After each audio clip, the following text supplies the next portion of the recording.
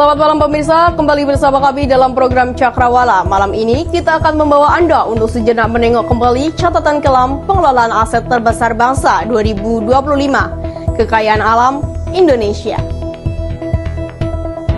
Indonesia, negara dengan julukan Zamrud Khatulistiwa, namun di tengah pelimpahan berkah ini, tahun 2025 kembali menyisakan kisah pilu eksploitasi yang tak terkendali. Kisah tentang bagaimana surga dunia pun kini menghadapi ancaman kehancuran. Sorotan utama kita tertuju pada Raja Ampat, Papua Barat Daya.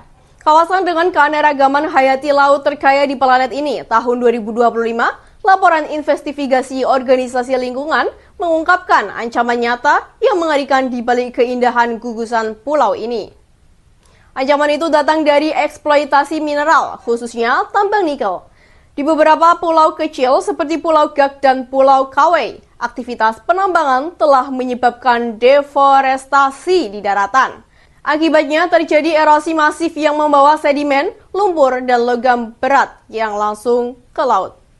Terumbu karang yang menjadi jantung ekosistem Raja Ampat kini terancam tertutup oleh sedimen. Hal ini tidak hanya memicu pemutihan karang dan kematian biota laut, tetapi juga mengancam mata pencaharian 64.000 penduduk yang menggantungkan hidup pada sektor pariwisata bahari dan perikanan tradisional. Kerusakan ekologis ini membuktikan bahwa harta karun dunia pun tidak kebal dari dampak keserakahan ekonomi jangka pendek. Audio Jungle. Berpindah ke bagian barat Indonesia, Pulau Sumatera kembali bergulat dengan bencana berulang, khususnya banjir bandang yang melanda sejumlah wilayah kabupaten. Analisis di tahun 2025 kembali menegaskan bahwa bencana ini bukan lagi murni faktor alam, melainkan akibat langsung dari penebangan pohon liar atau illegal logging dan alih fungsi hutan di kawasan hulu. Hilangnya tutupan hutan secara signifikan telah menghilangkan fungsi utama hutan sebagai penyerap dan penahan air alami.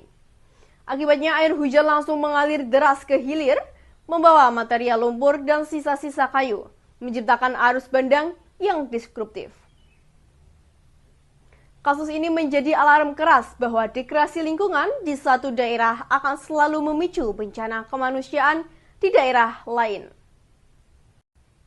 Lantas, apa konsekuensi real dari semua eksploitasi yang terjadi di Raja Ampat hingga Sumatera ini? Yang pertama, kerugian ekologis permanen yang memerlukan waktu puluhan tahun untuk pulih. Yang kedua, ketidakadilan lingkungan yang paling dirasakan oleh masyarakat adat, nelayan, dan petani lokal.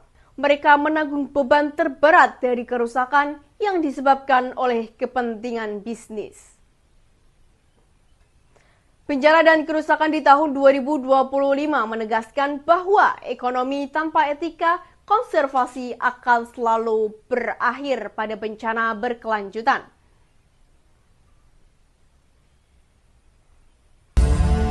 Pemirsa, masalah eksploitasi alam ini sesungguhnya menyentuh langsung nilai-nilai luhur Pancasila. Sila kedua, kemanusiaan yang adil dan beradab, menuntut kita untuk menjunjung tinggi hak masyarakat adat atas tanah, ulayat, dan hak hidup di lingkungan yang layak. Eksploitasi yang merusak adalah bentuk ketidakadilan. Sila kelima, keadilan sosial bagi seluruh rakyat Indonesia. Menyerukan agar pemanfaatan kekayaan alam harus demi kemakmuran seluruh rakyat, bukan untuk merusak masa depan dan menindas komunitas lokal demi keuntungan segelintir pihak. Tahun 2026 harus menjadi momentum untuk memastikan bahwa warisan alam Indonesia adalah aset nasional yang harus dilindungi, bukan komoditas yang harus dihabiskan. Penegakan hukum dan pembangunan berkelanjutan adalah wujud nyata dari pengalaman Pancasila. Demikian Cakrawala malam ini, terima kasih atas kebersamaan Anda. Selamat malam dan sampai jumpa.